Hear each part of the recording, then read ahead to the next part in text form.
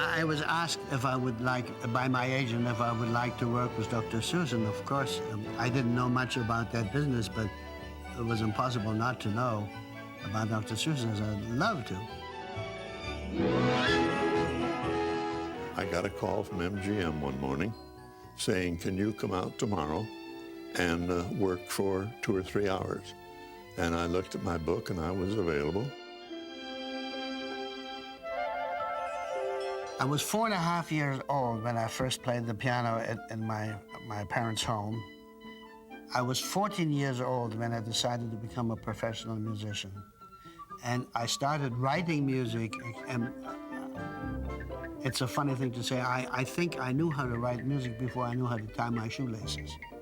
I was singing in the choir at the church where we went, and the choir director told me that Paramount was auditioning singers. And I had studied piano, so I was a musician. And I went over to Paramount and sang about 8 bars, and they said, thank you very much. Don't call us, we'll call you.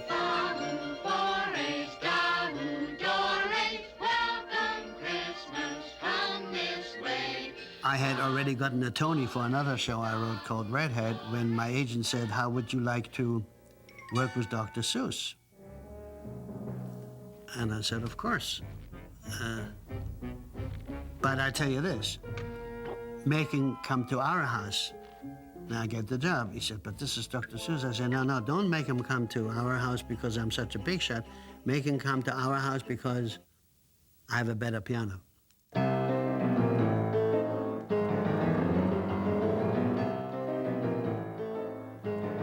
He had sent me a lyric,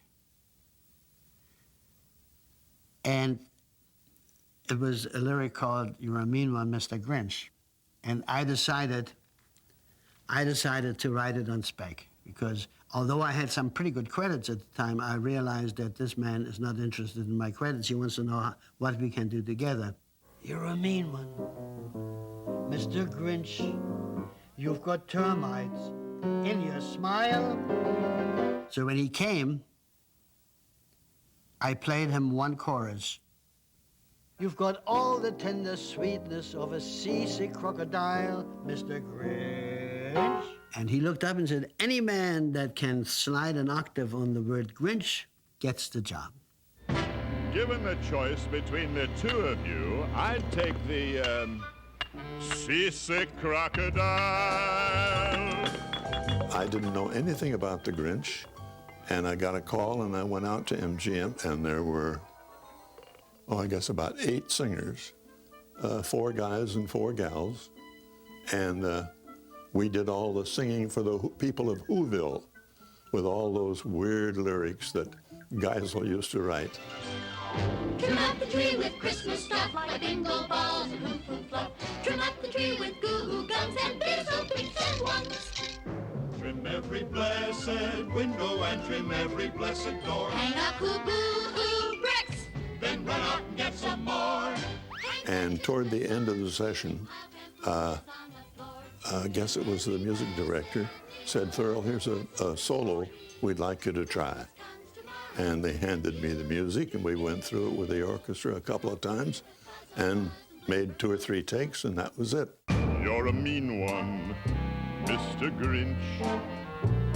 You really are a heel. We finished the session, which probably didn't take over a couple of hours for the whole thing. As we finished it and were in the control room listening to the last playbacks, Chuck and Ted turned to each other and said, well, that takes care of this Christmas. What'll we do for next Christmas?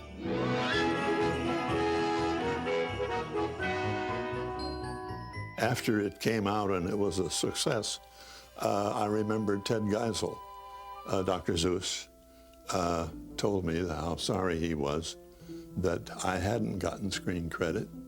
And he said, I'm going to write a note to most of the big writers of columns, telling them to correct my error.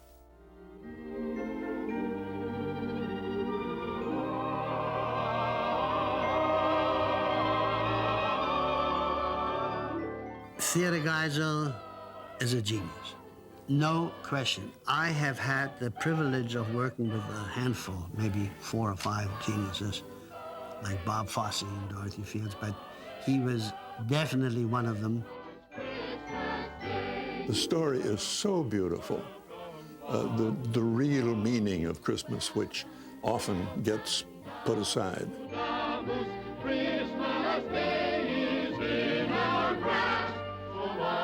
Strangely, the writing of How the Grinch Stole Christmas, which turned out to be so successful, had no effect on my... in other words, I never was asked to do another cartoon or anything like that. I will never understand it. It was hard to know if anything, any one particular thing, increased my career or not. I know Tony being around, of course, so long, everybody knew me and knew my voice. And, of course, the Grinch helped again, but to put any one thing as saying this did something for my career, I couldn't tell you. Years later, when I was lecturing in a college, I was on Fame, so I was treated with much respect. And I casually said that I am the composer of the songs of How the Grinch Stole Christmas, and the house fell in. Nobody ever dreamed that it would become a classic. Then he got an idea, an awful idea.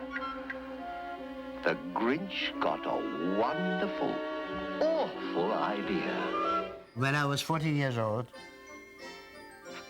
I mentioned to my then widowed mother that I was going to be a musician. And she said, well, you're going to be a bum for the rest of your life.